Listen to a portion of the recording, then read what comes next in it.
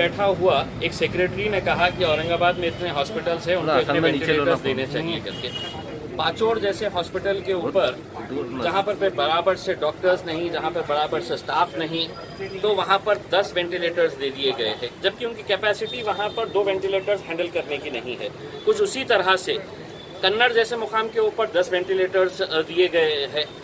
दूसरे जो हॉस्पिटल्स है वहाँ पर भी ऐसे 10-10 वेंटिलेटर्स अगर मिलाकर अगर देखा जाए तो ये वहाँ पर पड़े हुए हैं, लेकिन वो यूज़ नहीं हो रहे हैं।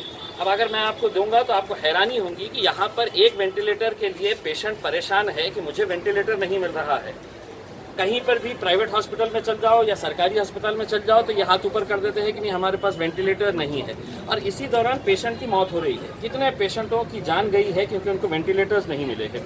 अब मैंने जो डेटा अपने लेवल के ऊपर जानकारी हासिल की थी, गंगापुर के अंदर इनको 10 वेंटिलेटर्स दिए हैं, तो सिर्फ 4 वहाँ पर लगाए गए हैं, 4 बंद पड़े हुए हैं, 4 लगाए ही नहीं गए हैं, और 2 वेंटिलेटर्स वहाँ से MGM हॉस्पिटल को दे दिए गए हैं।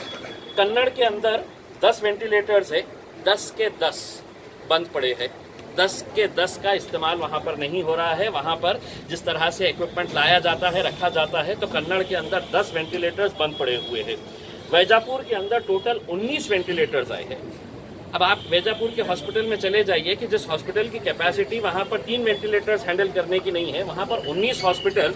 दिल्ली में बैठा हुआ कोई अधिकारी समझता है कि वैजापुर के अंदर एक हॉस्पिटल है तो चलिए PM केयर्स का फंड हमारे पास आया है, दे दीजिएगा। अब उसका इस्तेमाल हो रहा है नहीं हो रहा है, ये मोदी जी को कोई लेना देना नहीं है, न PM केयर्स फंड के मॉनिटरिंग के लिए कोई है। 19 वेंटिलेटर्स के अंदर से वहाँ पर सिर्फ 5 चालू है, 12 बंद है। ये किसी दूसरी जगह देने का है।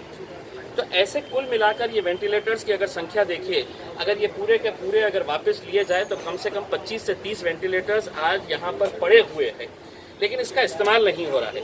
जिला परिषद के CEO का कहना है कि हमने उनसे जब सवाल किया कि ये वेंटिलेटर्स पड़े हुए हैं तो ये क्यों इस्तेमाल नहीं, तो उन्होंने हमें एक ऐसा जवाब दिया कि नहीं, वो जो कंपनी है, वो कंपनी का रिप्रेजेंटेटिव है, वो इंस्टॉल नहीं कर रहा है, वो इंस्टॉल करने के लिए आने वाला है।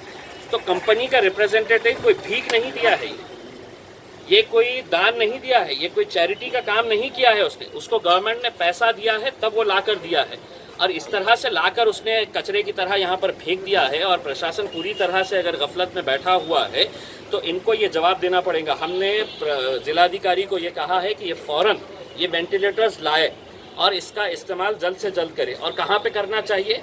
जो सुपर स्पेशलिटी बिल्डिंग गवर्नमेंट की बनी है, 150 करोड़ रुपये खर्चा किया गया है, वो सुपर स्पेशलिटी बिल्डिंग के अंदर वेंटिलेटर्स लगाइए। और अगर वहाँ नहीं होता है तो महानगर पालिका ने मेट्रॉन के अंदर अपना जो सेटअप बनाया है, जिसके ऊपर भी करोड़ों रुपया खर्च हुआ है, तो वहाँ पर ये वेंटिलेटर्स प्रोवाइड करने की जिम्मेदारी प्रशासन की है। कलेक्टर साहब ने हमको आश्वासन दिया है कि हम 2 दिनों के अंदर जाकर ये पूरे वेंटिलेटर्स लाएंगे, कोशिश करेंगे कि घाटी या सुपर स्पेशलिटी बिल्डिंग को दे। और अगर वहाँ पर नहीं होता है तो आप इसको मेट्रॉन के बिल्डिंग में, और अगर वहाँ पर भी इमीडिएट नहीं है तो उनका कहना था कि आप हमें प्राइवेट हॉस्पिटल में ये लगाने की अनुमति दें करके, मीटिंग जनरल बॉडी। हमने कहा कि आप दीजिए प्राइवेट हॉस्पिटल को अगर देना, लेकिन ये कौन मॉनिटर कर रहा है कि वो प्राइवेट हॉस्पिटल ये सरकारी मुफ्त का जो वेंटिलेटर उनको दिया गया है इसका फ़ायदा पेशेंट्स को मिल रहा है या नहीं मिल रहा है। इस ताल्लुक से बात करने के लिए हमने इजाज़त दी है। अब देखते हैं कि प्रशासन किस सतर्कता के साथ ये 25-30 वेंटिलेटर्स का उपयोग करती है। ये बहुत अफसोसनाक बात है, बहुत दुर्दैव है इस बात का कि जब वेंटिलेटर्स नहीं थे, हमने खासदार निधि से मैंने खुद ने 6 वेंटिलेटर्स इनको दिया है। अगर मुझे ये पता रहता कि ये खैरात की तरह है तो बांटने वाले हैं, मुझे ये पता रहता कि ये वेंटिलेटर्स ऐसे ही पड़े धूल खाने के लिए पड़े रहने वाले हैं, तो मैं कभी भी है तो इस फंड का इस्तेमाल इस काम के लिए नहीं किया होता, कोई दूसरे काम के लिए किए गए होते। तो ये प्रशासन इसको गंभीरता से ले, यही हमारी विनती है। दूसरा ये है कि हमने प्रशासन से ये कहा है कि कौन कौन से मुद्दे हैं, फंड्स का मुद्दा है या और क्या क्या मुद्दे हैं, ये हमें इसकी जानकारी दे, ताकि हम ये बता सकें कि औरंगाबाद की क्षमता इतनी ज़्यादा नहीं है कि दूसरे अलग अलग ज़िलों के पेशेंट्स यहाँ पर आए।